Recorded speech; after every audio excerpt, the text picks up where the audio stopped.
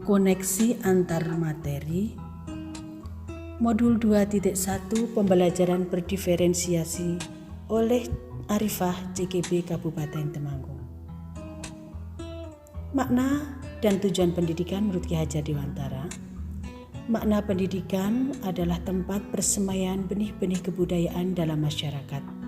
Ki Hajar Dewantara memiliki keyakinan bahwa untuk menciptakan manusia Indonesia yang beradab, manusia yang mampu menggali potensi, kreatif, inovatif, dan berkarakter, maka pendidikan menjadi salah satu kunci utama untuk mencapainya.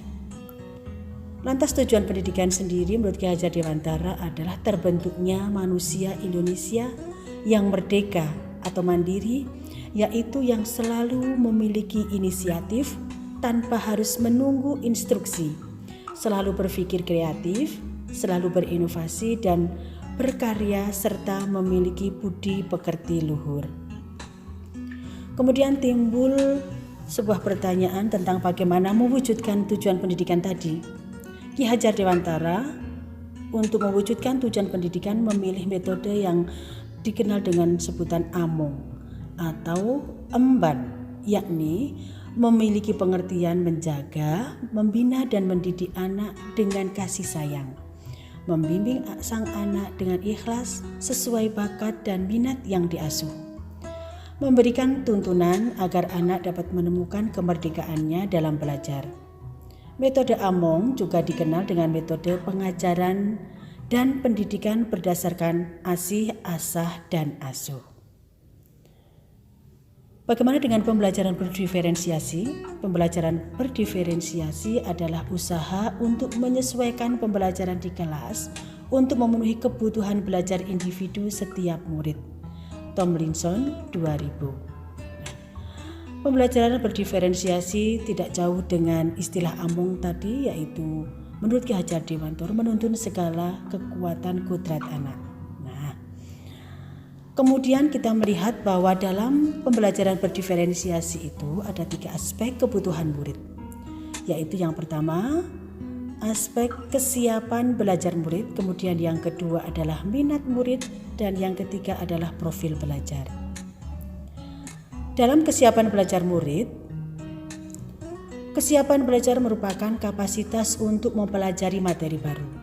Tujuannya memodifikasi tingkat kesulitan bahan ajar sehingga dipastikan semua murid terpenuhi kebutuhan belajarnya. Kemudian aspek yang kedua yaitu aspek minat murid.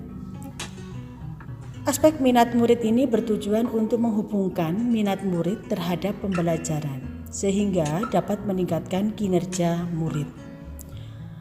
Kemudian yang ketiga adalah profil belajar. Profil belajar terkait dengan banyak faktor, misalnya saja bahasa, budaya, kesehatan, latar belakang keluarga, dan gaya belajar, yaitu visual atau auditory maupun kinestetik. Ada 3 strategi untuk pembelajaran diferensiasi, yaitu pertama diferensiasi konten, kemudian diferensiasi proses, dan diferensiasi produk. Strategi diferensiasi konten yaitu materi yang akan diajarkan atau konten yang digunakan merupakan tanggapan terhadap kesiapan belajar, minat murid, dan profil belajar murid. Kemudian strategi yang kedua yaitu tentang strategi diferensiasi proses, yaitu kegiatan berjenjang dengan tingkat dukungan dan kompleksitas yang berbeda-beda.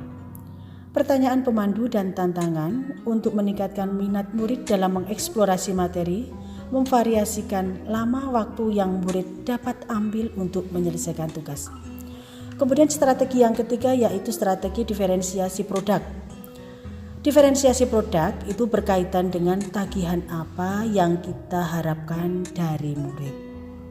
Jadi kesimpulannya dari pembelajaran berdiferensiasi adalah bahwa pembelajaran berdiferensiasi itu bersifat proaktif, bersifat kualitatif daripada kuantitatif, kemudian berakar pada penilaian, mendekati atau menggunakan pendekatan konten, produk, dan proses, kemudian berpusat kepada murid dan perpaduan pembelajaran kelas, kelompok, dan individu serta bersifat organik dan dinamis.